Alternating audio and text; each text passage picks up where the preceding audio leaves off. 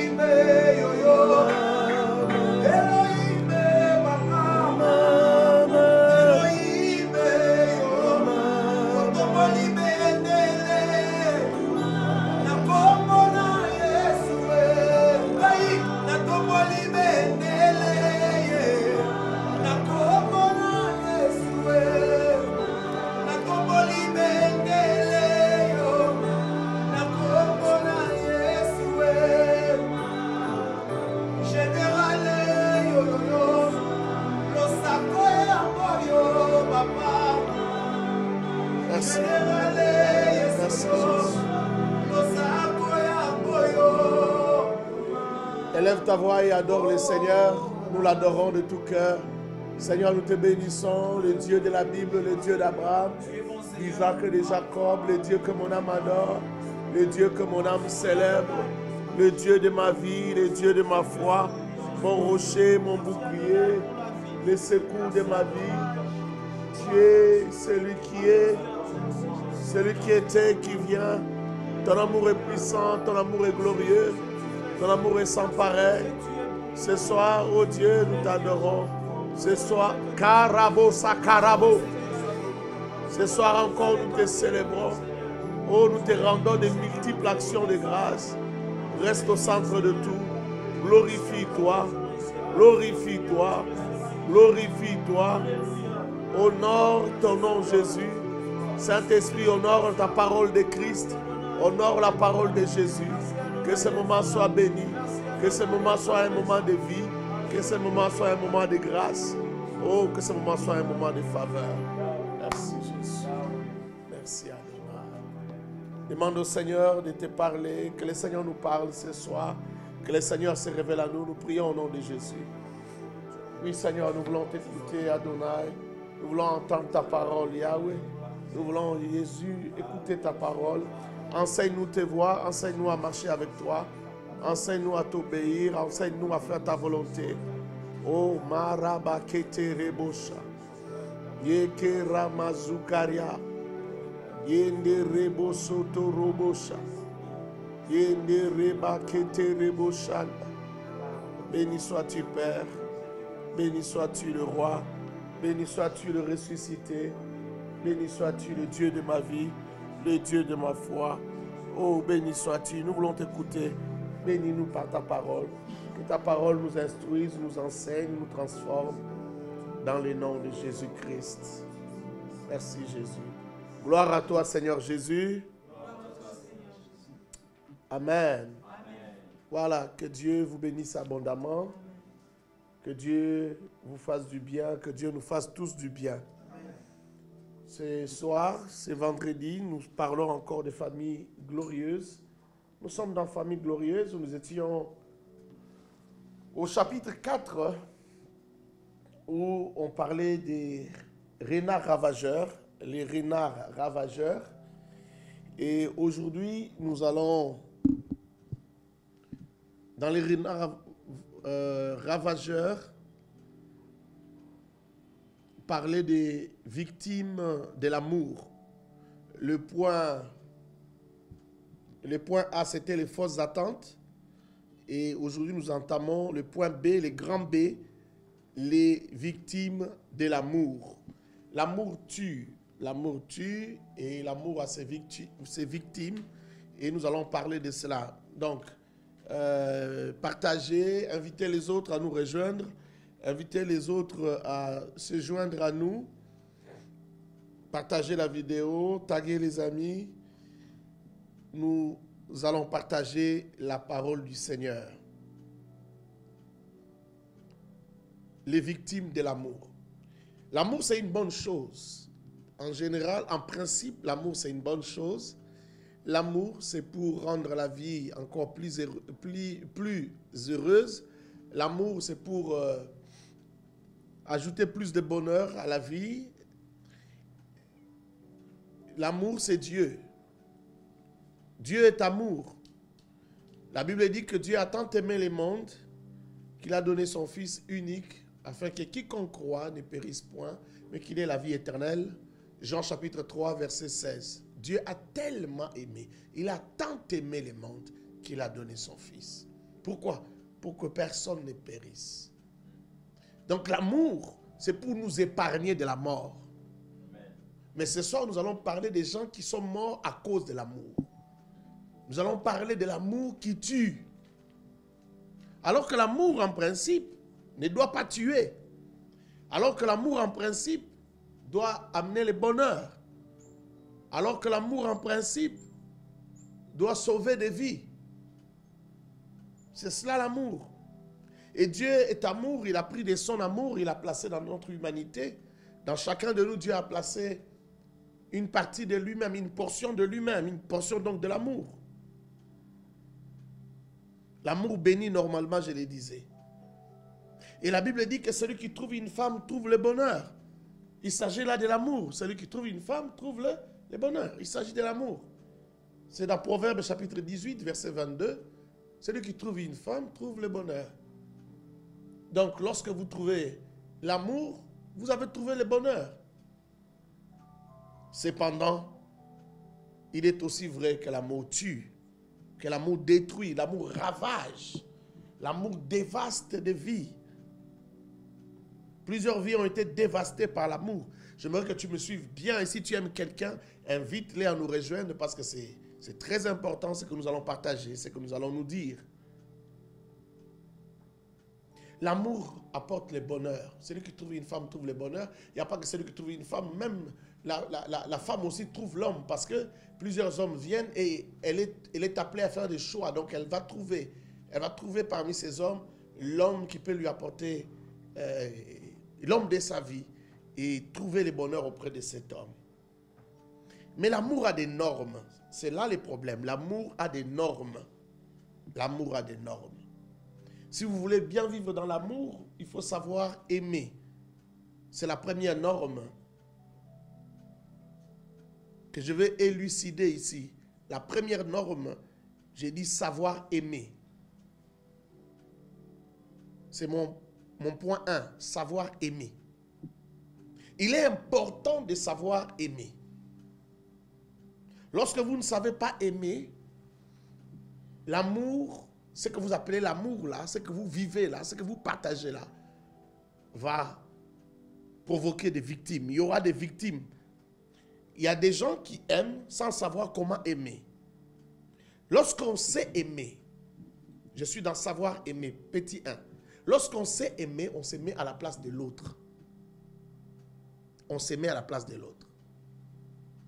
On se dit soi-même, comment je me sentirais si c'était à moi qu'on avait fait ça. Vous savez, souvent, lorsque je rencontre des couples ou lorsque je traite des problèmes de couple, je me rends compte que beaucoup de gens se blessent mutuellement simplement parce qu'ils ne se mettent, chacun ne se met pas à la place de l'autre. Ah, il a exagéré. Il a dit ça, comme il a fait ça, il va voir ce que je vais faire. Mais on ne se met pas à la place de l'autre. On ne se dit pas si c'était à moi qu'on avait dit ça. Si c'était à moi qu'on avait fait ça. Si j'avais entendu quelqu'un me parler ainsi. Non, on ne se met pas à la place de l'autre. On reste à sa place et on veut que l'autre, tu veux que l'autre te comprenne. Mais si tu te mettais un peu à sa place, tu verrais les choses autrement. Savoir aimer. Si tu sais aimer, tu te mettras à la place de l'autre. Même par rapport à la sexualité, il faut se mettre à la place de l'autre. Elle est malade. Elle est très fatiguée. Ou elle a un autre problème. Tu dis, moi je veux ton corps aujourd'hui. Ce soir, je veux le sexe. Mais pourtant, elle ne va pas bien. Et si toi tu étais à sa place? L'amour n'est pas difficile. Il suffit de savoir aimer. Et quand on sait aimer, la première chose qu'on sait faire, c'est se mettre à la place de l'autre. Savoir se mettre à la place de l'autre. Et lorsqu'on on sait aimer, on fait un effort de ne pas blesser l'autre. Vous savez, parfois, on est très fâché contre l'autre. C'est parce qu'on n'a pas essayé de se mettre à sa place. On n'a pas essayé d'échanger les rôles. C'est pourquoi on les blesse, on la blesse. Mais lorsque vous savez aimer, vous n'allez pas blesser l'autre. Vous n'allez pas blesser l'autre. L'homme ne blessera pas la femme, la femme ne blessera pas l'homme. Parce qu'on aime, parce qu'on sait aimer. Et deuxième chose, ou petit b dans mon premier point, où je parle de savoir aimer, lorsqu'on sait aimer, on sait exprimer l'amour. L'amour s'exprime. Beaucoup de gens aiment au niveau de leur cœur, mais ne savent pas exprimer leur amour. Leur amour reste juste dans le cœur. Non, je l'aime. J'aime mon mari. J'aime ma femme. Qu'est-ce que tu fais qui montre que tu aimes ton mari? Qu'est-ce que tu fais qui montre que tu aimes ta femme? Qu'est-ce que tu fais qui montre que... qui fait dire à ta femme que... Non, mon mari m'aime beaucoup. Non, ma femme m'aime beaucoup. Qu'est-ce que tu dis? Est-ce que tu as des paroles valorisantes, des paroles qui montrent à la personne que tu aimes, que tu l'aimes vraiment? Est-ce que tu crées des moments de qualité, des moments bien, des moments doux, des moments merveilleux qui montrent à l'autre que tu l'aimes vraiment? Qu'est-ce qui peut pousser l'autre à croire que tu l'aimes? L'amour doit s'exprimer. Quels sont les services que tu rends à l'autre? Est-ce que tu t'époumones pour rendre l'autre heureux par des services que tu lui rends, au point qu'il soit convaincu que tu l'aimes? Il y a des couples parfois où l'homme se pose la question, est-ce que ma femme m'aime? C'est vrai, elle me fait les repas chaque jour. C'est vrai qu'elle fait ceci, elle fait ça. Est-ce qu'elle m'aime vraiment? Comment je le saurai? Il n'a pas d'occasion pour savoir si tu l'aimes. Vous voyez, l'amour a des normes. C'est quand on ne respecte pas les normes de l'amour que l'on s'en va mourir ou on va tuer. On va détruire la vie de l'autre. L'amour doit savoir s'exprimer. Vous devez savoir exprimer votre amour. Qu'est-ce que vous faites? Qu'est-ce que vous dites qui montre que vous aimez? Quels sont les cadeaux, votre expression? Comment votre amour s'exprime? Est-ce qu'il y a des cadeaux? Est-ce qu'il y a des sacrifices que vous faites qui peuvent faire dire à l'autre que vous l'aimez tellement? Vous l'aimez tellement. L'amour doit apprendre à s'exprimer. Là où l'amour ne s'exprime pas, il y a beaucoup d'ambiguïté et il y a beaucoup de problèmes. Il y a beaucoup de problèmes qui s'invitent. Donc vous devez savoir aimer. Et dans savoir aimer, il faut savoir se mettre à la place de l'autre. Non seulement qu'il faut savoir se mettre à la place de l'autre, il faut savoir exprimer votre amour. Il est important de savoir exprimer son amour. Et mon deuxième point est celui-ci. Vivre et aimer quelqu'un qui vous aime beaucoup. Vivre et aimer quelqu'un qui vous aime beaucoup. Beaucoup de gens, lorsqu'ils vont trouver des femmes, lorsqu'ils vont trouver la femme à aimer ou la femme à épouser, ne vont pas chercher une femme ou un homme qui les aime. Lorsque vous voulez épouser un homme ou vous voulez épouser une femme, rassurez-vous que cette personne vous aime. C'est très, très, très, très important. J'ai vu des gens courir derrière les autres.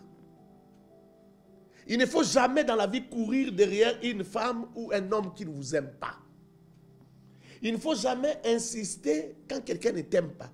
Tu insistes, il ne change pas d'avis. Tu insistes, il ne change pas d'avis. Tu insistes, la femme là ne change pas d'avis. Laisse-la. Laisse-le. Est-ce que je parle à quelqu'un? Il ne faut jamais épouser quelqu'un qui ne t'aime pas. Est-ce que quelqu'un peut me donner un amen? Amen. N'épouse pas quelqu'un qui ne t'aime pas. Parfois, je vois les gens pleurer. Les gens dire, ah, moi je veux seulement telle femme. Moi je veux seulement tel homme. Il m'a plaqué, elle m'a plaqué, mais moi je n'épouserai pas quelqu'un d'autre. C'est seulement lui que je veux. Tu vas mourir. C'est là où l'amour commence à tuer les gens. N'épouse pas quelqu'un si tu sens que tu n'es pas sûr de son amour. Parce que quelqu'un peut t'épouser pour autre chose. Toi, tu crois qu'il t'épouse pour l'amour. Quelqu'un peut t'épouser pour une autre raison. Toi, tu crois que c'est pour l'amour. On se marie pour l'amour. Parce qu'on se marie pour rendre des services à l'autre et les rendre heureux. Tu ne vas pas avec des attentes dans les mariages ou dans l'amour, mais tu vas pour rendre heureux, tu vas pour être actif, tu rends pour transformer la vie de l'autre, tu vas pour lui rendre des services. Et si chacun entre avec ce genre d'objectifs, tout le monde est béni, tout le monde est heureux. Mais c'est malheureux. C'est malheureux quand toi, tu vas pour rendre quelqu'un heureux, mais tu n'es pas sûr de ses motivations. Parce qu'on peut se marier pour autre chose. Hein. Elle peut se marier à toi pour autre chose. Il peut se marier à toi pour autre chose. Alors toi, tu crois que c'est l'amour. Alors que cependant, ce n'est pas l'amour. Je parle à un homme. Je parle à une femme. N'épouse pas quelqu'un s'il ne t'aime pas. N'épouse pas une femme s'il ne t'aime pas. Parce que c'est malheureux. Il n'y a rien de malheureux. Je ne sais pas dans les mariages s'il y a quelque chose de malheureux plus que vivre avec quelqu'un qui ne t'aime pas. C'est très malheureux. Peut-être quelqu'un peut t'aimer mais ne sait pas exprimer, ne sait pas s'exprimer. Mais quand quelqu'un ne t'aime pas, a un amour faible. C'est pourquoi il faut se rassurer que l'autre que tu épouses là, il faut d'abord se rassurer que toi-même tu l'aimes beaucoup. Maintenant, tu es rassuré que cette personne aussi t'aime beaucoup. S'il a un amour qui approche au moins les tiens, ça va. S'il te dépasse encore, ça va, tu peux gérer. S'il te dépasse en amour, bien sûr. Mais si tu épouses quelqu'un qui est froid, qui a un amour froid envers toi, attention, tu risques d'aller mourir. Vous savez, il y a des choses qu'on ne peut pas, qu'on ne maîtrise pas. Comme de quelle manière est-ce que ton organisme va réagir à la déception. Tu peux pas gérer cela. Comment est-ce que ton organisme va réagir à la déception? Tu ne peux pas gérer cela.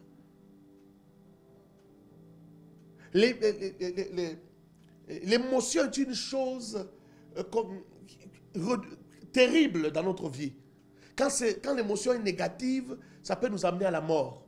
Quand l'émotion est positive, ça peut nous amener à gagner. L'émotion positive peut faire de nous des gagnants. Vous savez, le quotient émotionnel dans la vie est plus important, je voulais dire, que le quotient intellectuel. Quelqu'un peut être très intelligent, mais avec un quotient émotionnel faible. Ce qui fait réussir dans la vie, ce n'est pas seulement l'intelligence, mais c'est aussi le quotient émotionnel. Croire qu'on peut réussir, même lorsqu'on n'a pas assez de moyens, ça peut vous faire réussir. Croire en vous-même, et pourtant, vous n'avez pas encore assez appris. Vous vous battez encore, vous essayez, vous échouez, vous essayez, mais vous ne vous découragez pas parce que vous avez un quotient émotionnel très élevé. Vous finirez par réussir. Donc, l'émotion est une chose terrible. Et elle peut devenir terrifiante. Lorsque les émotions sont négatives, vous ne savez pas ce que ça peut vous faire. Vous pouvez être une bonne personne, une personne extraordinaire. Mais les émotions négatives, en vous, dans votre cœur, vous ne savez pas ce que ça peut produire. Ça peut vous tuer par un arrêt cardiaque. J'ai vu des gens, j'ai perdu des amis, j'ai vu des gens, leur estomac se détruire. On a coupé l'estomac jusqu'à ne plus avoir d'estomac et jusqu'à mourir. On a fait de multiples opérations, simplement parce que le cœur a tellement souffert que l'estomac en a subi un coup. J'ai vu des gens mourir à cause de l'amour. L'amour, en principe, ce n'est pas pour tuer. Faites attention. Et ici, je sais. C'est pourquoi j'ai dit qu'il faut partager cette vidéo à toutes les personnes que vous aimez. Parce que je sais que les victimes de l'amour sont nombreuses. Et il y aura encore des victimes et des victimes et des victimes. L'amour a des normes. Ne t'attache pas à quelqu'un si tu n'es pas sûr de ses motivations. Vous savez, dans la Bible, vous allez constater que Dieu ne marche avec personne s'il ne les teste pas. Vous aussi, vous avez le droit de tester la personne avec qui vous voulez marcher. Testez, faites des enquêtes. Testez-le par certaines choses. Hein? Tu dis non. Tu dis, bon, il faut qu'il croie que je veux ça. Je veux voir comment il va réagir. Il faut qu'il croie que c'est ça ce que je vais faire. Je veux voir comment il va réagir. Il faut les tester. Vous devez être sûr des motivations de l'autre.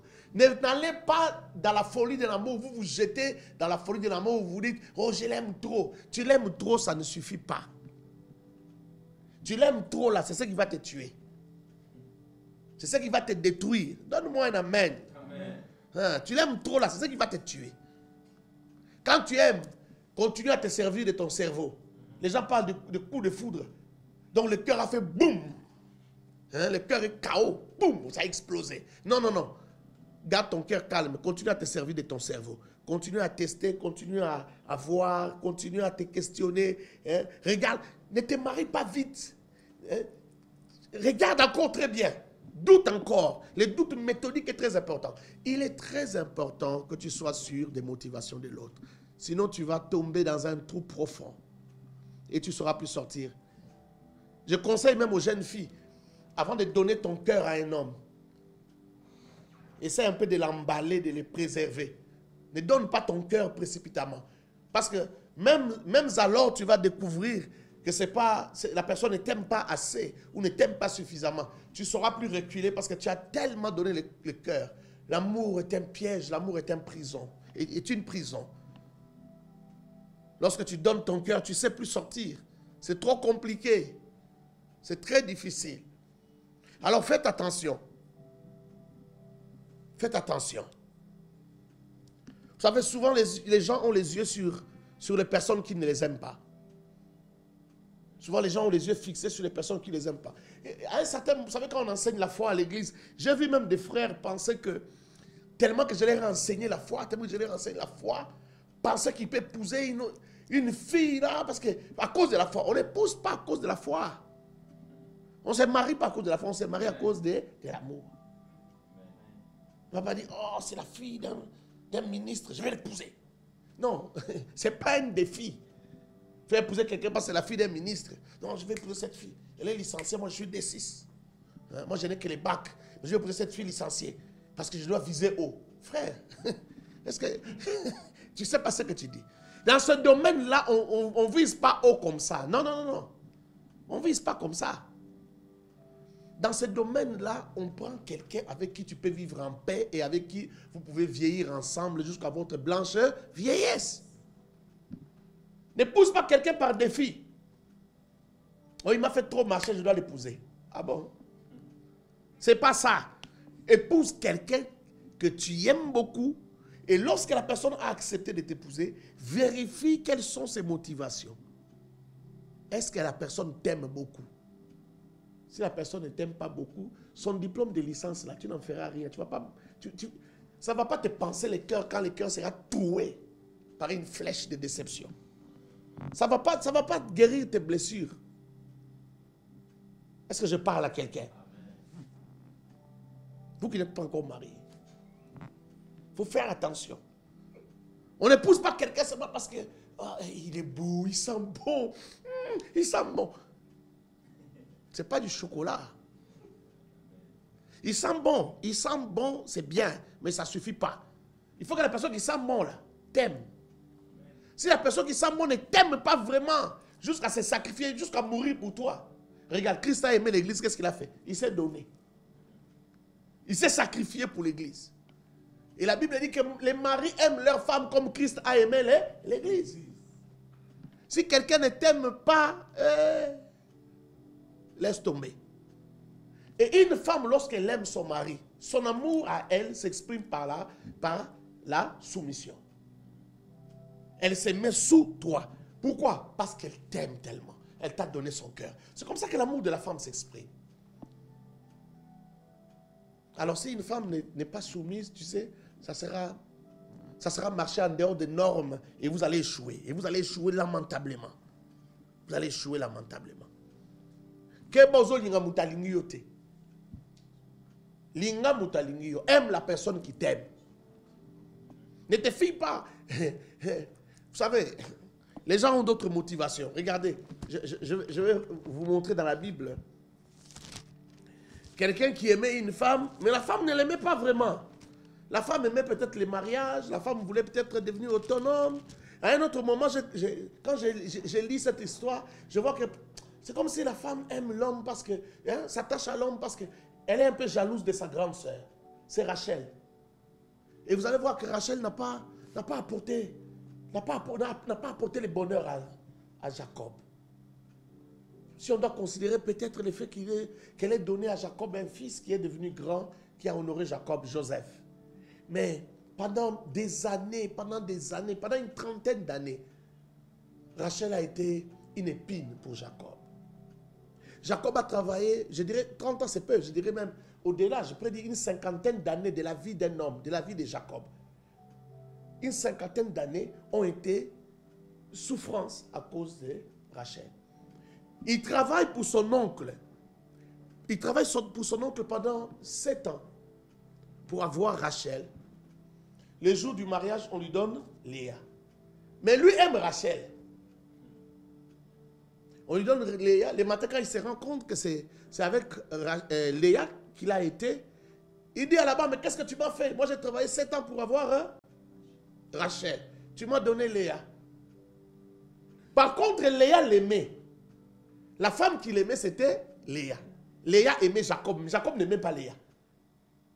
Jacob aimait Rachel. On dit que les yeux de Léa étaient délicats.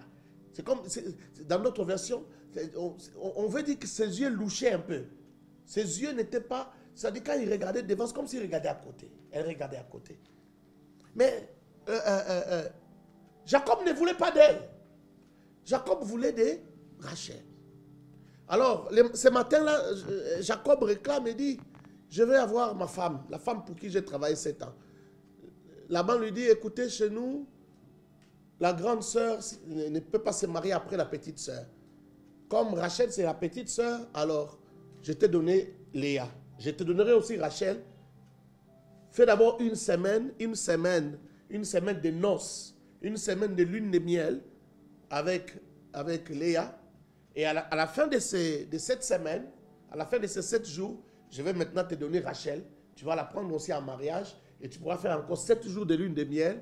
Et après, tu vas revenir travailler 7 ans, 7 années de plus pour avoir Rachel. Tu as déjà travaillé pour Léa et puis tu vas travailler pour Rachel. C'est ce qui s'est passé. Il est resté en lune de miel avec Léa 7 jours. Puis, il a pris maintenant la petite sœur en lune de miel encore 7 jours.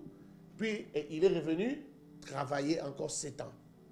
Et après ces 7 ans-là, il a travaillé encore 6 ans pour Laban. En tout, il a travaillé pendant 20 ans. 20 ans. Et 20 ans pendant lesquels il a beaucoup souffert parce qu'à chaque fois, son beau-père, Laban, mentait à propos du salaire. Il les trompait à chaque fois. Il changeait son salaire. Il a souffert tout ça parce qu'il voulait d'une femme. Et pourtant, il pouvait partir. Il pouvait partir quand il voulait, tout comme il pouvait aussi avoir un autre salaire. Lui a décidé de travailler pour avoir la femme. Et pendant 20 ans, ça lui a compliqué la vie. Il part de là, il part avec la femme, déboire sur déboire. Heureusement qu'il avait des nerfs solides. Vous savez, parfois nous croyons que nous sommes forts. J'ai vu des gens forts mourir à cause de l'amour. Alors il faut faire attention. Tout le monde n'est pas comme Jacob. Jacob a résisté. Mais je connais des gens qui sont morts à cause de l'amour. Quand nous lisons la Bible, vous allez voir que Rachel n'aimait pas Léa. Je vais vous démontrer ça. Rachel n'aimait pas Jacob. Mais Léa aimait Jacob. Je suis dans Genèse chapitre 29, verset 18. Et Jacob aimait Rachel. Il dit, je te servirai 7 ans pour Rachel, ta fille cadette. Il aimait tellement Rachel, la Bible dit. Ça, c'est le verset 18. Voici le verset 29. Je quitte le verset 18, je vais au verset 29. Laban donna sa servante Bila pour servante à sa fille Rachel. Jacob alla aussi vers Rachel, qu'il aimait plus que Léa. La Bible est claire. Après les 7 jours de lune de miel avec Léa, il prend maintenant encore une semaine de lune de miel avec Rachel que Laban donne à Jacob. Alors, la Bible dit au verset 30, Jacob alla aussi vers Rachel, qu'il aimait plus que Léa. Et il servit encore chez Laban pendant 7 autres années pour Rachel. Parce qu'il aimait Rachel, mais il n'aimait pas Léa. Verset 32. Léa devint enceinte. Elle accoucha d'un fils à qui elle donna les dons de Ruben. Pourquoi? Vous allez voir. Car, dit-elle, l'Éternel a vu mon humiliation. Pourquoi l'humiliation? Parce qu'on ne l'aime pas. On aime sa petite sœur, mais elle, on ne l'aime pas. Elle appelle ça l'humiliation. L'Éternel a vu mon humiliation. Et maintenant, mon mari m'aimera. Oh, elle s'est trompée, son mari ne va toujours pas l'aimer. Voyez la souffrance, vous allez souffrir. Vous allez attraper des maladies. Vous allez devenir un cardiaque, comme on dit. Vous allez avoir la gastrite. C'est ça la souffrance. Vous allez avoir la gastrite, attraper la gastrite, parce qu'il ne vous aime pas ou elle ne vous aime pas. Il dit, cette fois-ci, mon mari m'aimera. Mais regarde, verset 33. Elle devait encore enceinte. Elle a donné un premier fils. Alors que Rachel ne donne rien. Rachel est stérile. Léa donne un deuxième fils. Elle devient enceinte et accoucha d'un fils. Elle dit, l'Éternel a entendu que je n'étais pas aimée et m'a aussi donné celui-ci. Elle lui donna le nom de Siméon.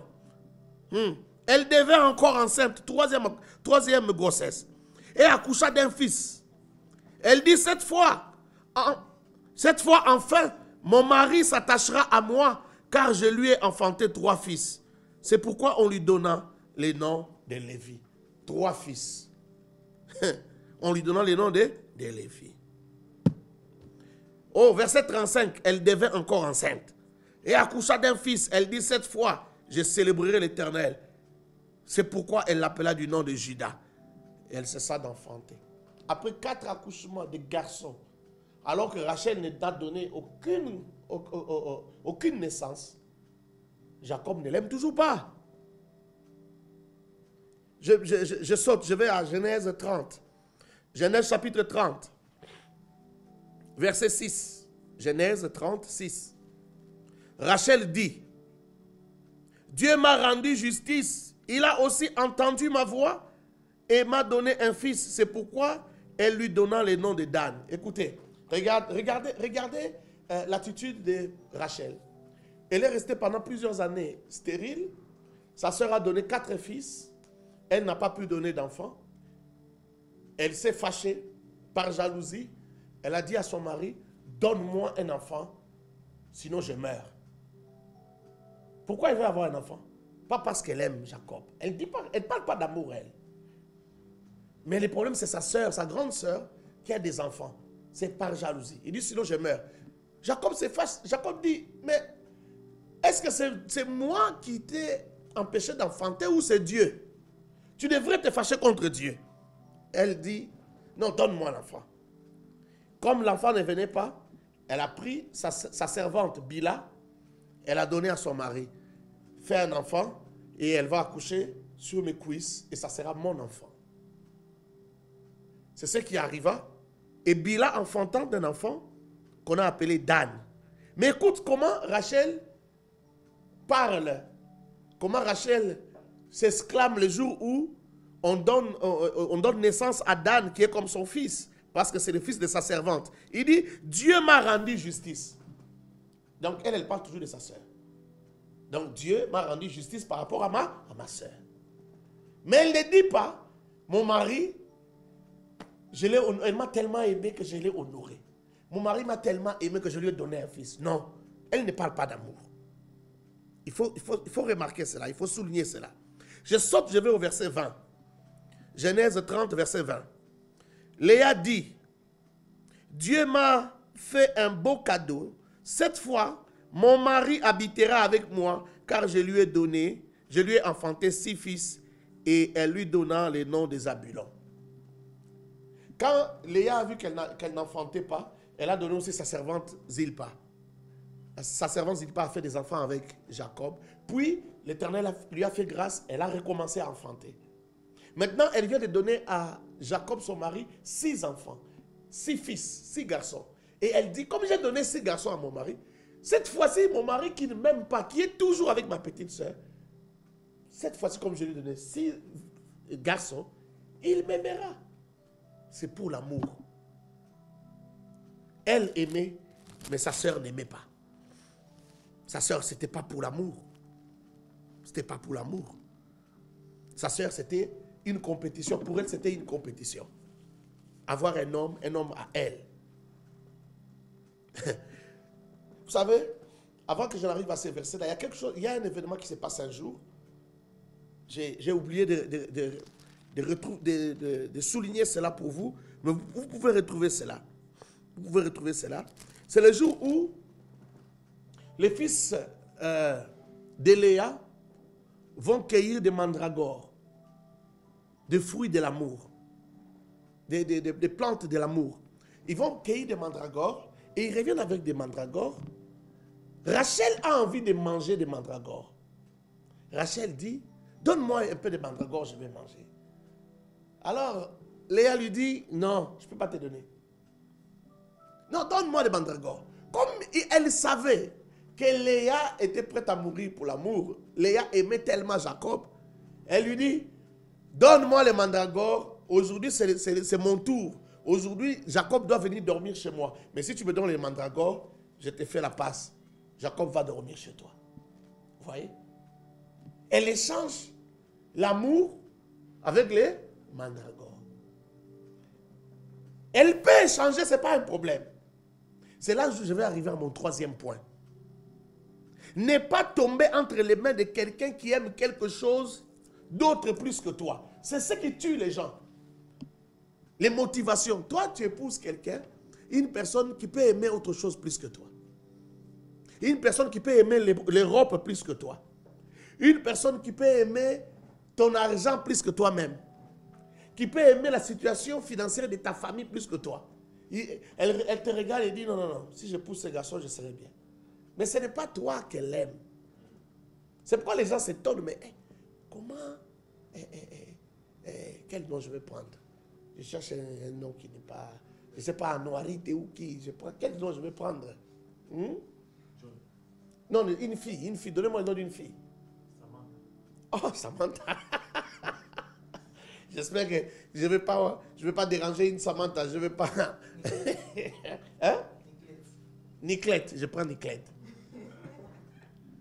Niclette s'est dit, je dois épouser ce garçon. Et les gens s'étonnent, mais comment Niclette a épousé un garçon comme ça? Le garçon n'est pas tellement beau. Le garçon a un visage un peu bizarre. Un visage comme s'il vient de se bagarrer. Il ne fait pas la boxe, mais il a un visage comme s'il venait de recevoir des coups de poing. Mais comment Niclette l'aime? Non, Niclette ne l'aime pas. Niclette aussi constate que ce visage-là n'est pas beau. Niclette voit bien que ce visage ici, ce visage d'André, n'est pas tellement beau.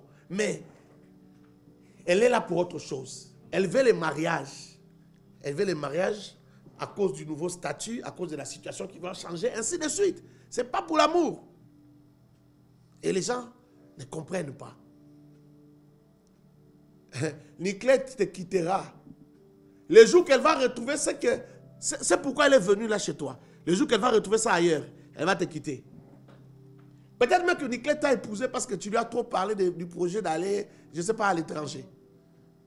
Niclette a toujours aimé les États-Unis. Toi, tu dis tout le temps, après le mariage, on va aller s'installer aux États-Unis. Alors, elle t'a épousé. Mais ce n'est pas pour toi, c'est pour aller aux États-Unis. C'est pourquoi quand vous allez arriver aux États-Unis là, ou au Canada, Niclette va te laisser.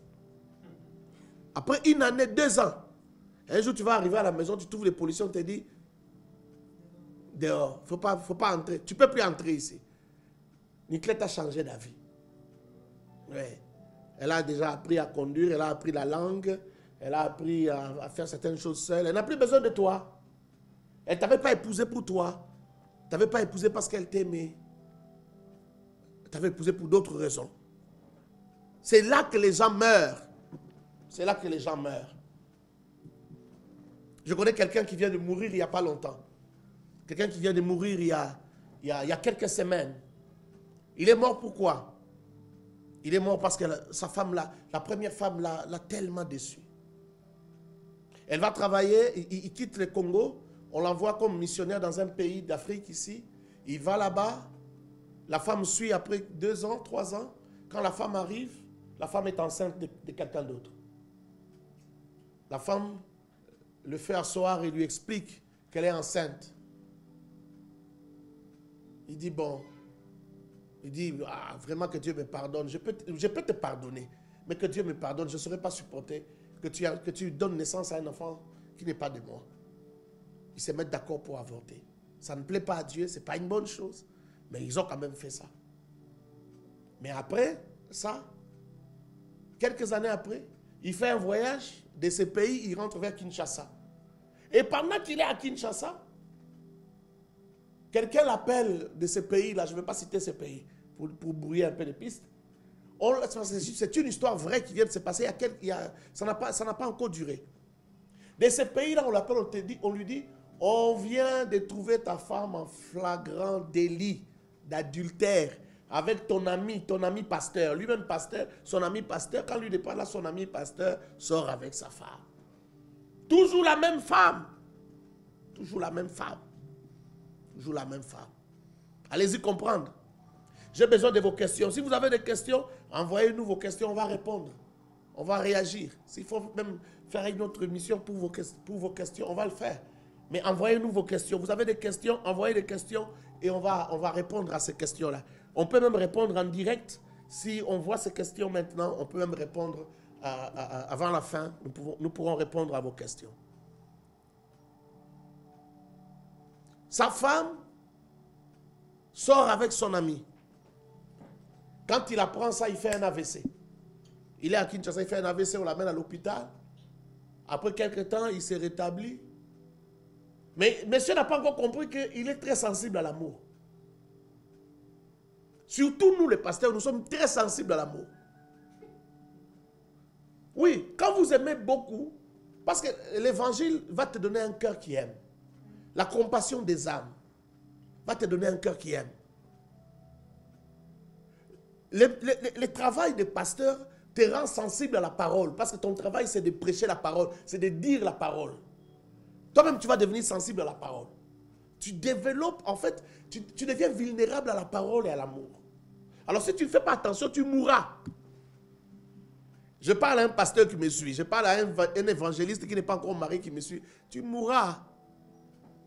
Et tu vas mourir avant le temps, tu n'as pas encore accompli le travail de Dieu. Le travail que Dieu t'a donné, tu ne l'as pas accompli et tu es mort. Tu meurs. Et excuse-moi de te le dire, tu vas mourir bêtement.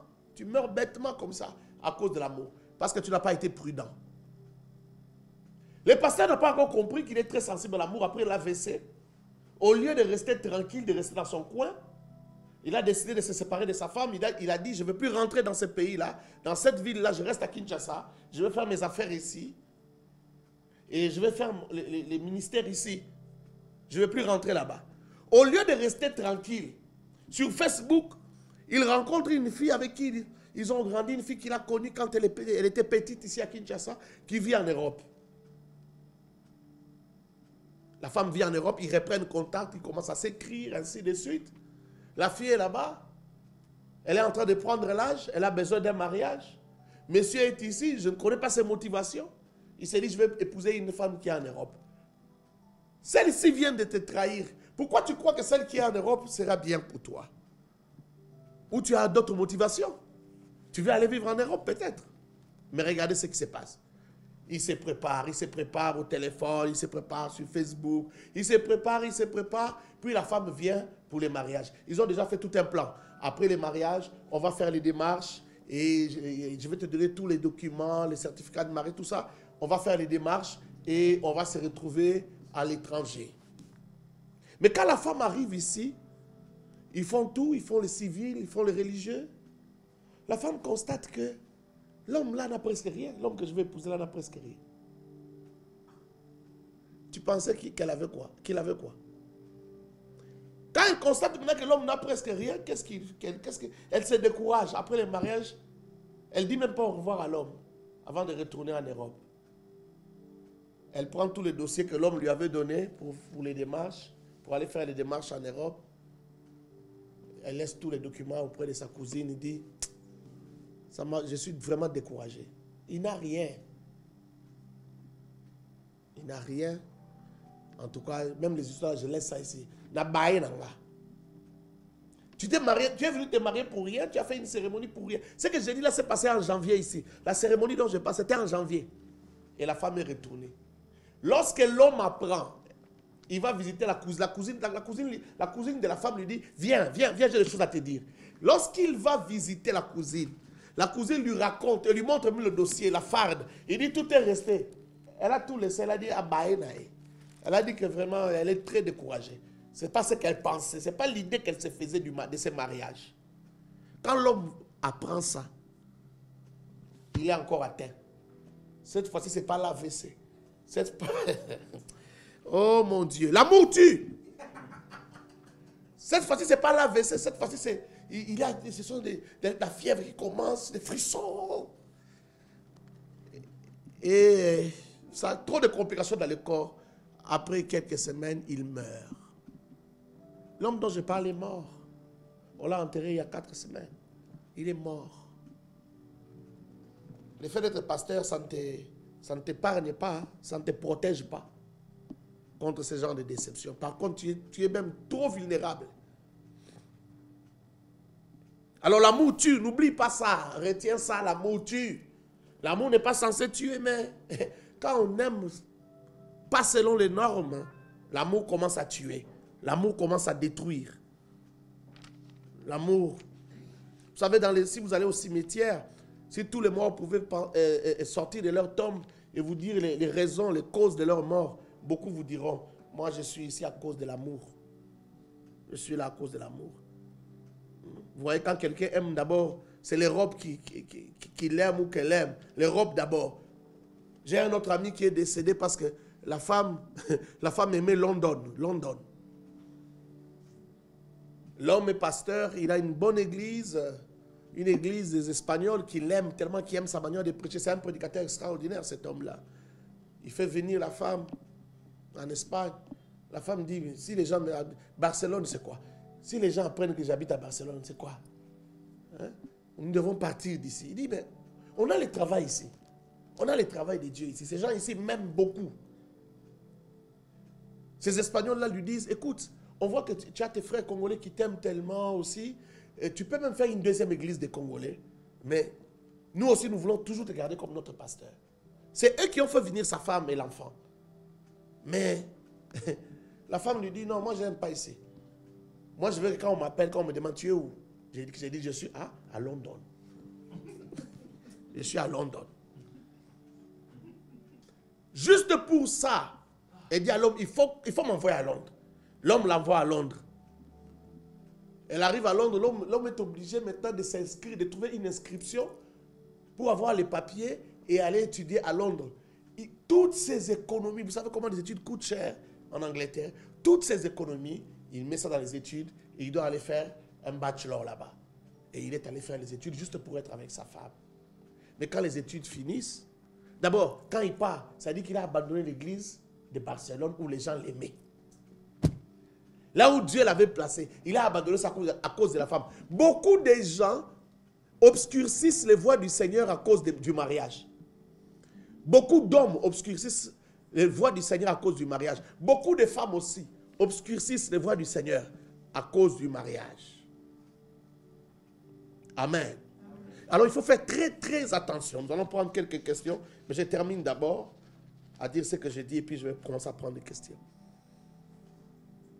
Beaucoup de gens sont allés à côté de ce que Dieu leur avait dit à cause du mariage.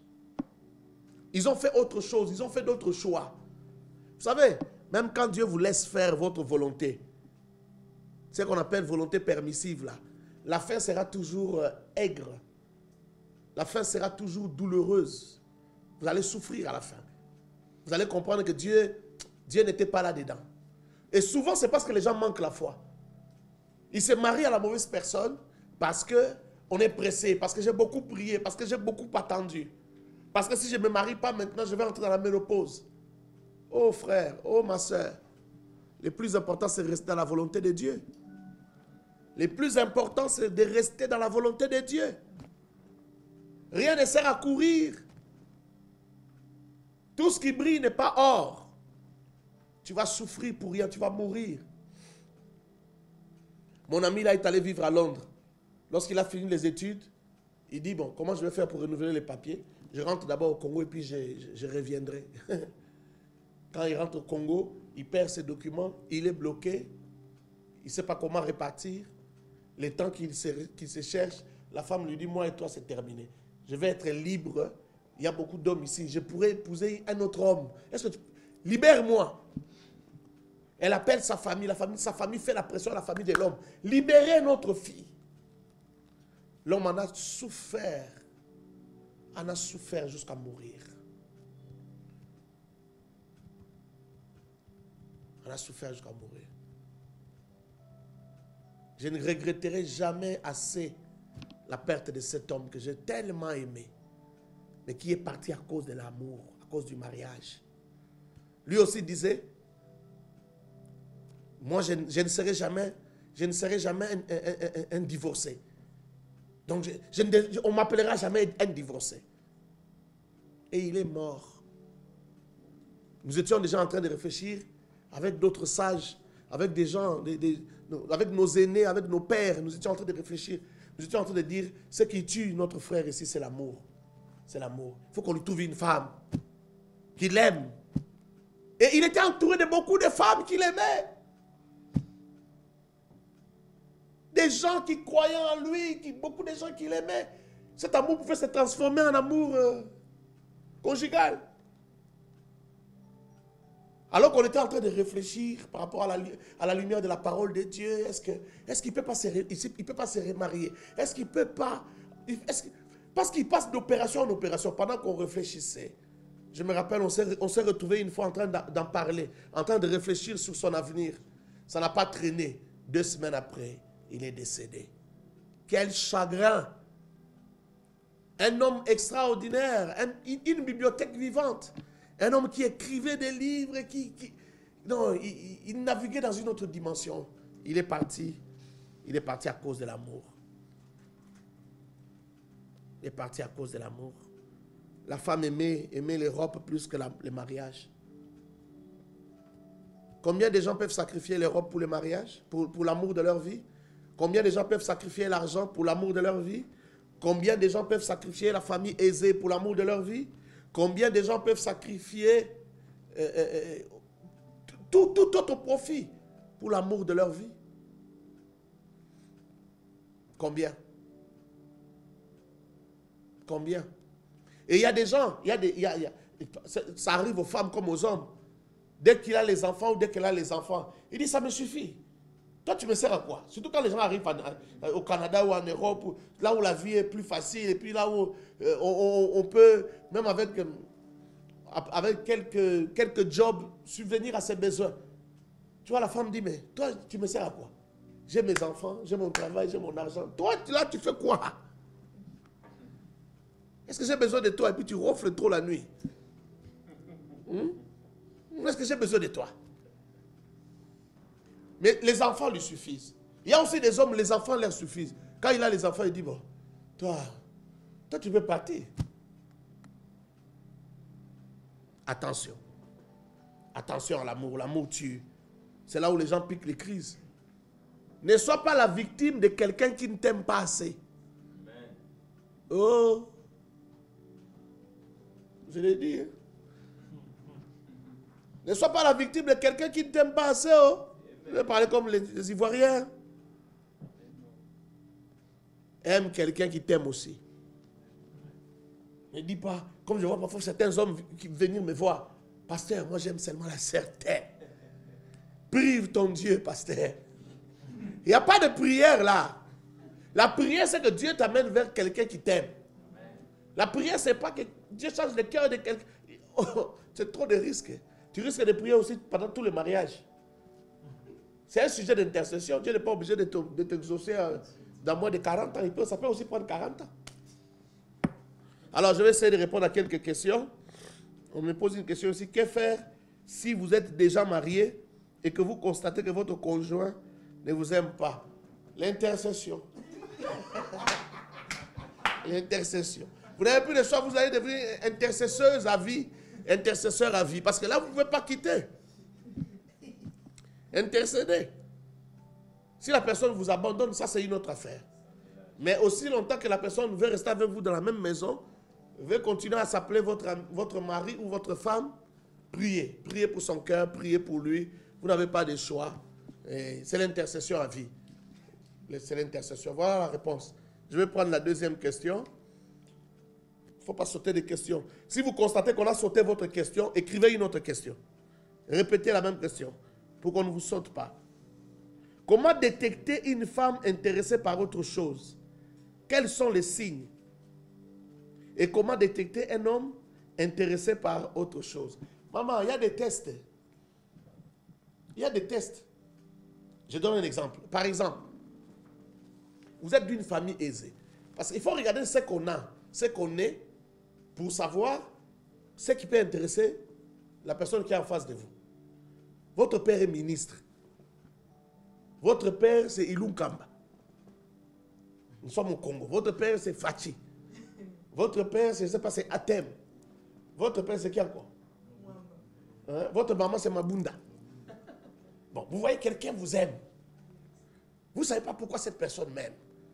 Vous êtes peut-être le fils d'un grand commerçant. Alors, vous ne savez pas, est-ce que c'est l'amour ou c'est ma condition? Alors, testez la personne, dites-lui, en tout cas, moi, je n'aime pas cette vie. Hein. Je n'aime pas cette vie ici de la ville, des belles voitures, tout ça. Moi, je n'aime pas ça. Hein, on roule au milieu des pauvres, les gens souffrent, les gens nous regardent.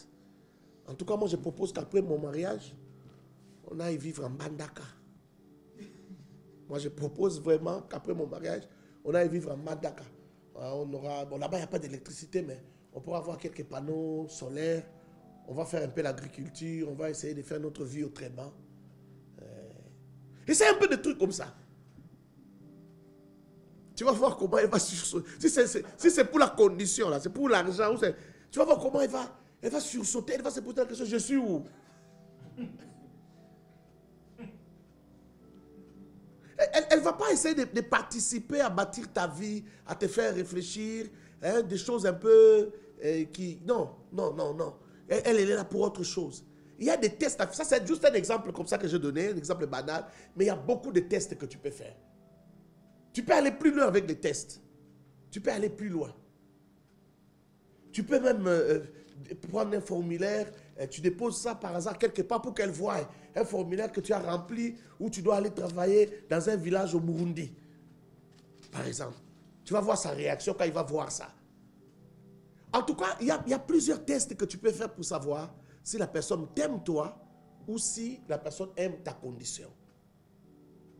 Et il y a beaucoup de choses que toi-même tu peux savoir par rapport à ta condition. Donc voilà un peu, il y a moyen de savoir, de détecter, en testant toi-même, en testant des choses toi-même, tu peux savoir. Comment savoir, comment détester un homme, comment détecter un homme qui s'intéresse à autre chose. Oui, il y a moyen. Il y a moyen. Les causeries, essaye de les tester, essaye d'envoyer les gens, les sonder, parler avec lui. Tu comprendras par ce qu'il dit. Vous savez, on dit toujours,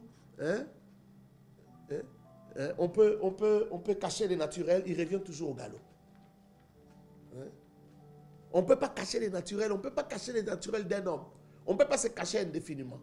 Vous savez, même les gens qui souffrent dans les mariages, ils vous diront qu'ils avaient remarqué quelque chose, mais ils n'avaient pas fait attention. Parce que ça, il y a toujours des signes. C'est quand maintenant ça clash.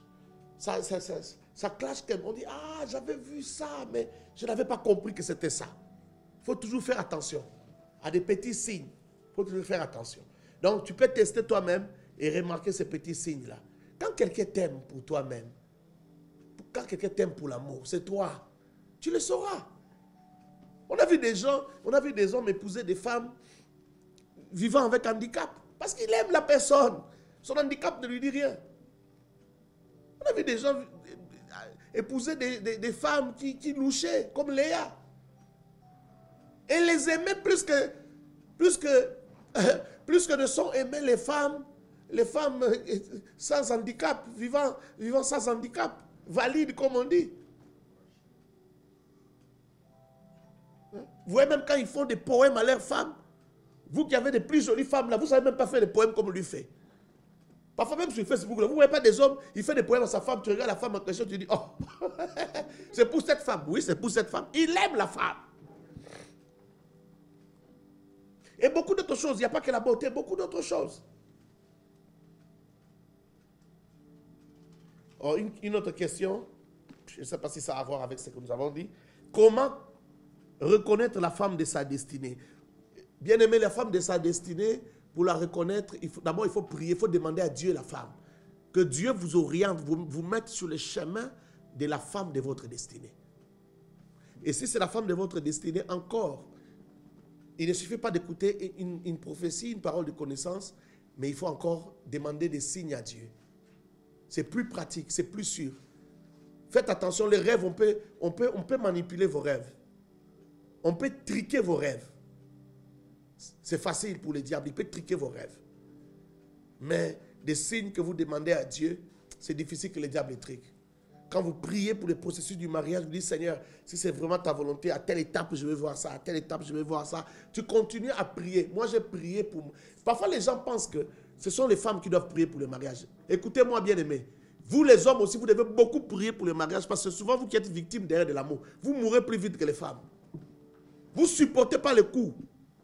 Vous ne supportez pas les déceptions. Les femmes supportent mieux les déceptions que les hommes. Alors, priez. Prenez le temps de beaucoup prier. Ce n'est pas ridicule qu'on vous entende à genoux à l'église. Seigneur, donne-moi une femme. Non, ce n'est pas ridicule. Les gens pensent que c'est la femme seulement qui doit chercher l'homme. J'ai dit l'homme là, tu dois chercher la femme. Tu dois prier que Dieu t'oriente. Moi j'ai prié pendant des années pour avoir une bonne femme. Et voilà le résultat. Le résultat est terrible. Le résultat est magnifique. Magnifique.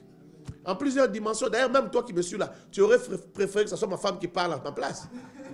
Hein? Parmi les gens qui me suivent là, il y en a même qui ne se sont pas connectés parce que ce n'est pas ma femme, parce que c'est moi. Donc vous voyez, le résultat de la prière. J'ai cherché dans la prière, quand le Seigneur m'a fait rencontrer la femme, j'ai dit, Seigneur, est-ce que c'est elle? Je continue à prier. 2 ans de fiançailles, je continue à prier. Seigneur, si ce n'est pas elle, écarte-la de mon chemin. J'avais rencontré d'autres femmes, j'ai prié, Seigneur, si ce n'est pas elle, écarte de mon chemin. Et le Seigneur les a écartées. Que Dieu te bénisse. Comment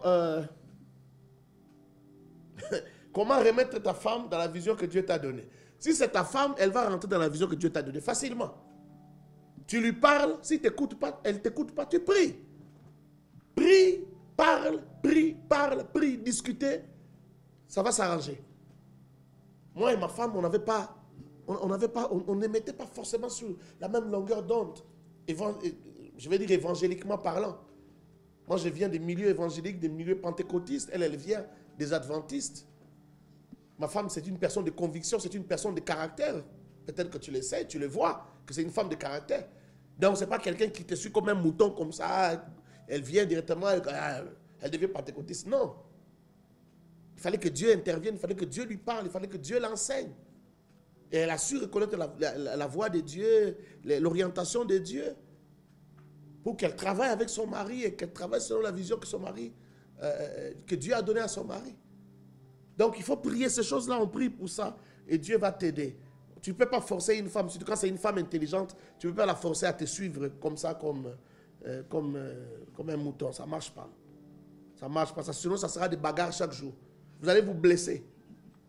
Je parle de blessures physiques.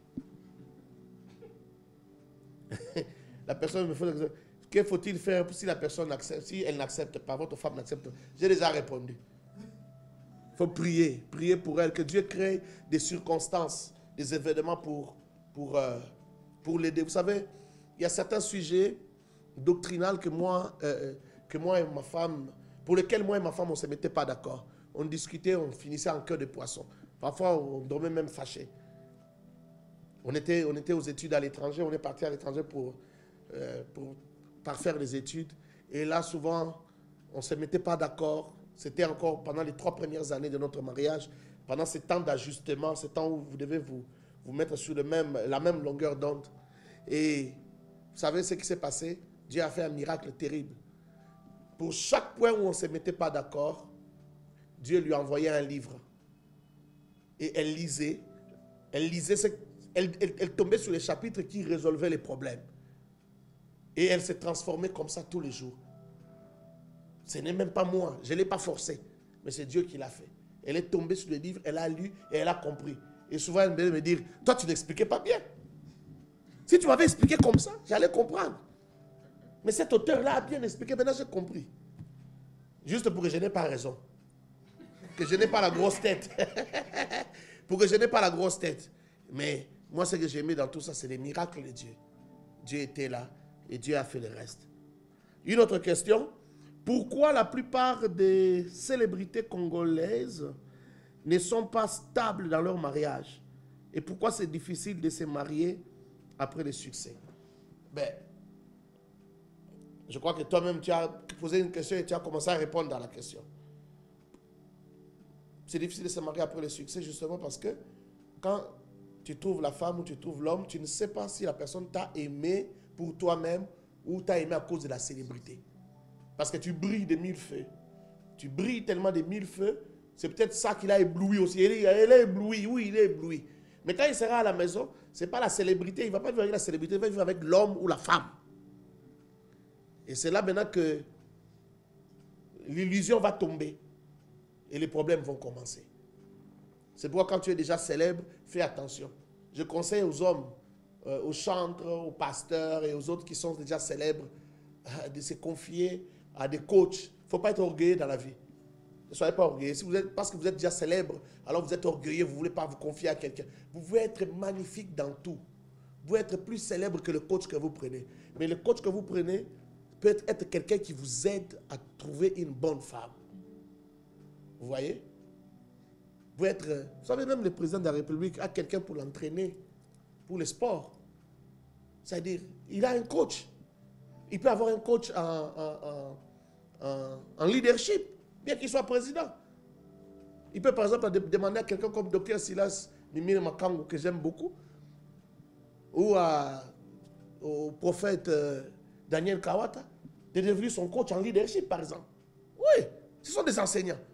Donc ce n'est pas parce que vous êtes célèbre qu'un petit monsieur, entre guillemets, ça veut dire qu'il n'est pas très connu, ne peut pas vous aider dans le mariage. Celui-là a réussi dans le mariage, il peut vous coacher. Et vous allez vous marier bien. Au lieu de continuer à souffrir, vous allez continuer à souffrir et à faire beaucoup de dégâts. Et on va continuer à avoir des scandales dans ce pays, des sextapes et beaucoup de choses inutiles. Alors si vous voulez vous marier, après que vous soyez déjà dans la gloire, dans les succès, il faut qu'on vous coach. Si vous ne voulez pas qu'on vous coach, c'est votre affaire. Vous allez vous blesser. Vous savez, souvent quand on se marie, après la célébrité, on divorce. Parce qu'on est tombé sur une mauvaise personne.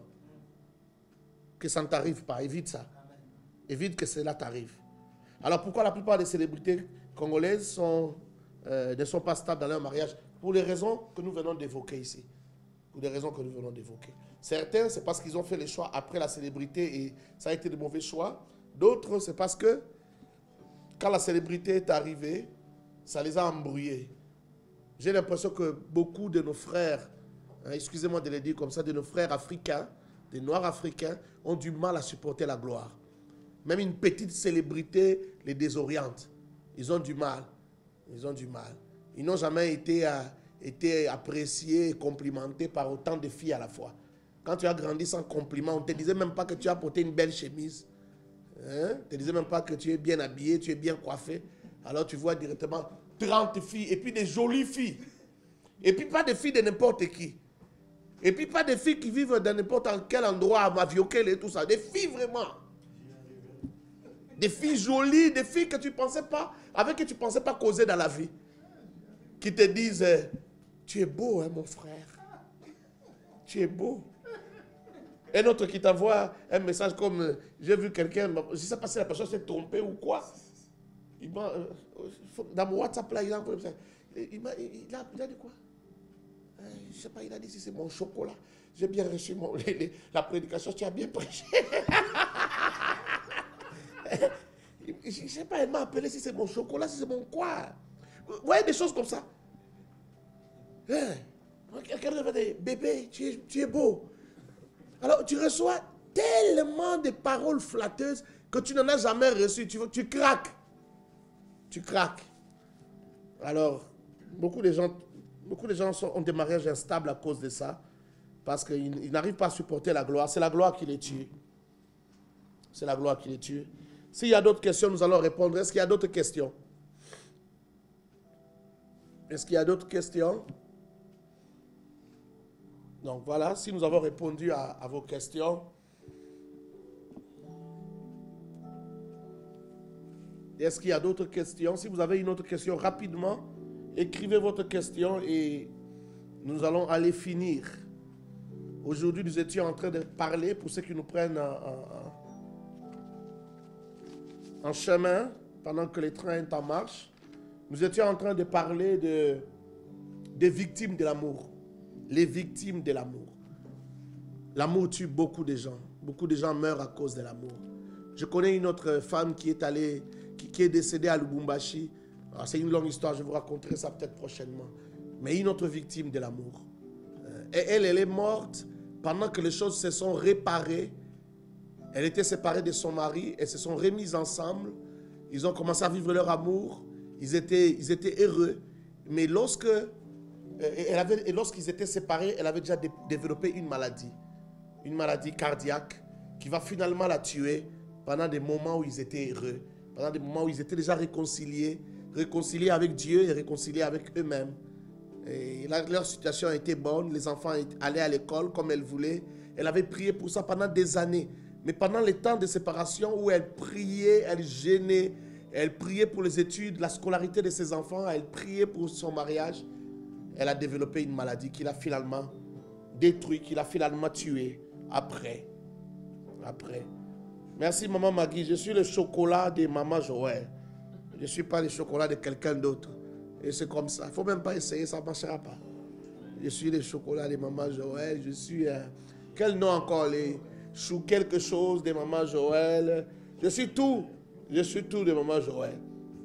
Il ne faut pas essayer. Il ne faut pas essayer, ça ne marche pas. Amen. Amen. Amen bien. Amen. Amen bien. Amen. Quelqu'un disait mon jambon. Je ne suis pas ton jambon.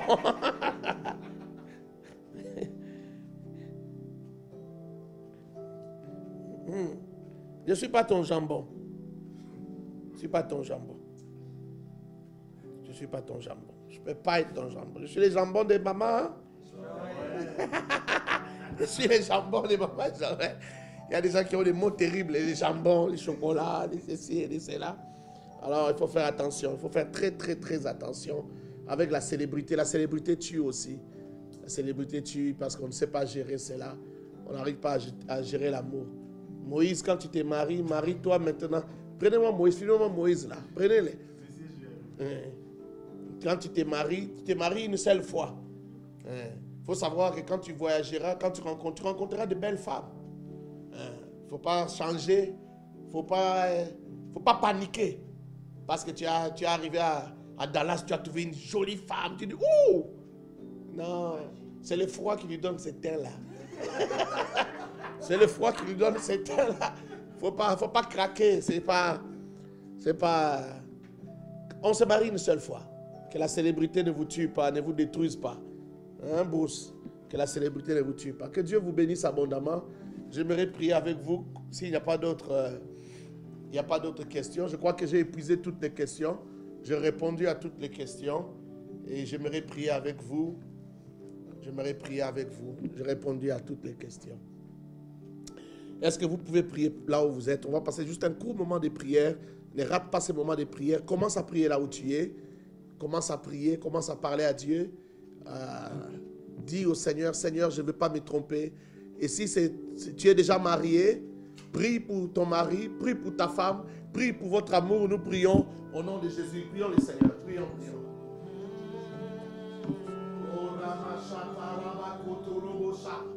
Osana yo, Yesu. Osana yo, Koneka.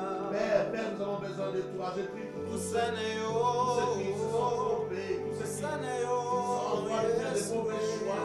Est-ce que tu les ramènes sous la voie? Est-ce que tu les ramènes sous le choix qui sont dans le nom de Jésus?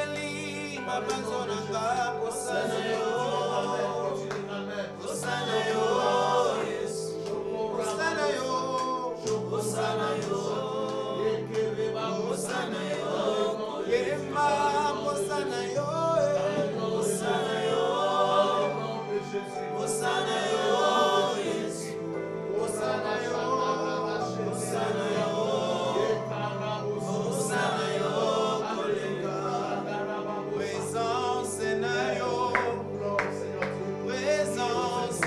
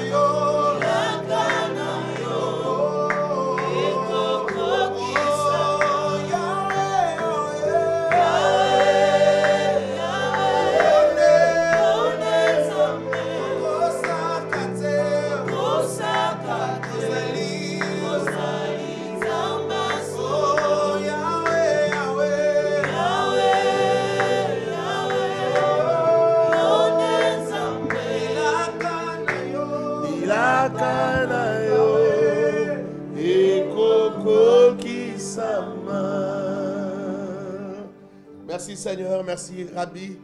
Merci. Laisse que cette parole transforme nos cœurs, que cette parole nous libère, que cette parole, oh Dieu, change nos vies. Laisse que, Père, beaucoup de tes fils et de tes filles qui nous suivent et qui vont nous suivre prennent des décisions par rapport à leur vie, prennent des décisions par rapport à leur destinée et que tu sauves plusieurs, que tu épargnes plusieurs dans le nom de Jésus-Christ. Amen. Amen. Amen. Voilà, je prends les deux dernières questions pour, avant de terminer.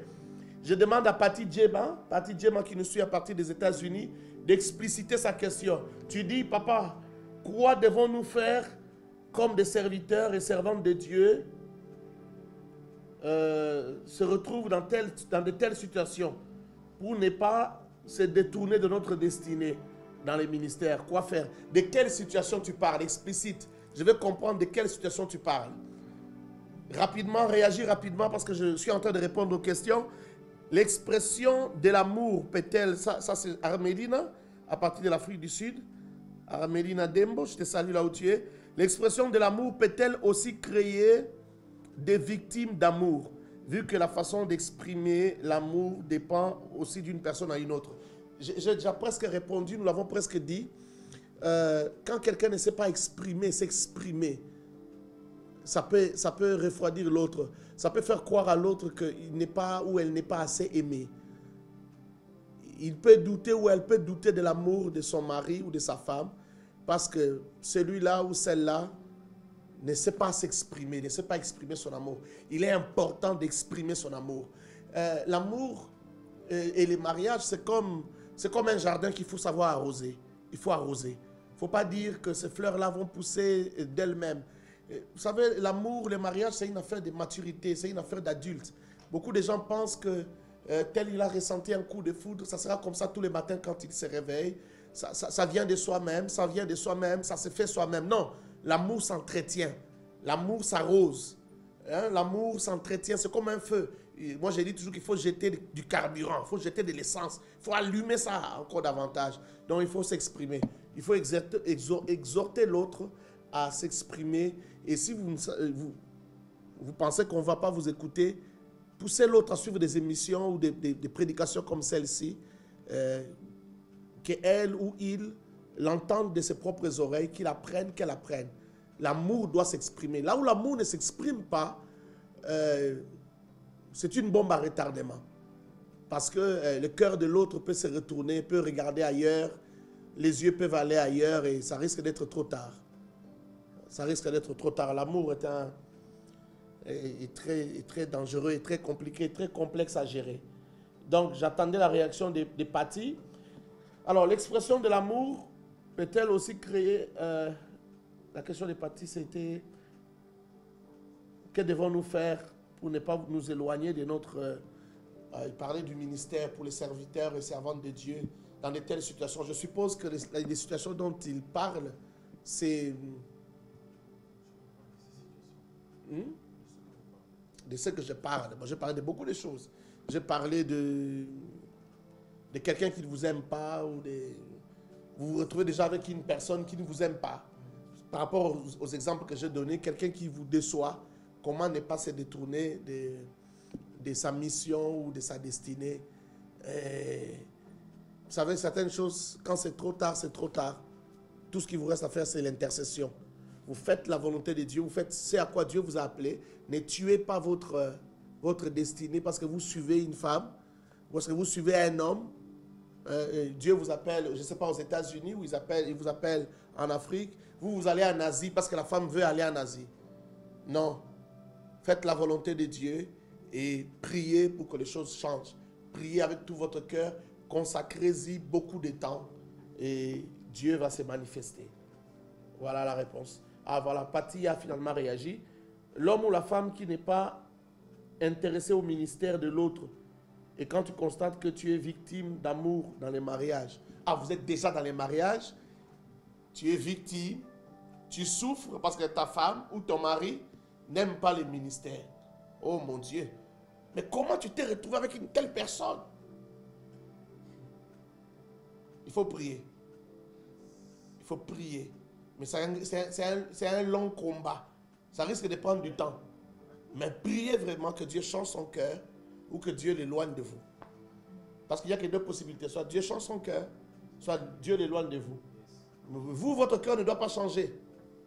Ce n'est pas à vous d'abandonner le ministère ou de mal faire le ministère parce que son cœur à elle n'aime pas le ministère. Elle, quand elle regardait l'homme, elle voyait seulement un beau gars. Elle s'imaginait un homme qui allait commencer à rouler avec elle dans le décapotable, avec une musique à fond. Elle ne s'imaginait pas que ça pouvait être un prédicateur de l'évangile. Malheureusement. Malheureusement. Priez que Dieu touche son cœur ou que Dieu te trouve une autre solution. Mais prends le temps dans la prière, dans les jeûnes, consacre-y beaucoup de temps. D'ailleurs, ça va renforcer ton ministère, ça va renforcer la consécration et l'onction dans ton ministère. Que Dieu te bénisse, Pati Djema. Voilà, on va aller terminer. Merci beaucoup de nous avoir suivis. Nous avons passé des bons moments ensemble, je l'espère. Et j'espère que tu as été béni. Continuez à partager ces vidéos. S'il vous plaît, continuez à partager cette vidéo. Partagez aux amis que vous aimez. Partagez même s'ils ne sont pas connectés, qu'ils le suivent même après. Partagez même sur WhatsApp aussi. Partagez partout. Envoyez les liens sur WhatsApp, envoyez les liens sur Messenger et partout. Invitez les amis à se connecter. Que Dieu vous bénisse abondamment. C'était notre culte de famille glorieuse. La servante de Dieu, Pasteur Joël Mukumbi Kabasele, vous salue, vous embrasse énormément. Je sais que beaucoup de gens veulent la voir. Vous la verrez bientôt. Elle sera avec nous dans les lives, dans les cultes que nous faisons en direct. Que Dieu vous bénisse abondamment. Restez dans la paix du Seigneur. Merci beaucoup.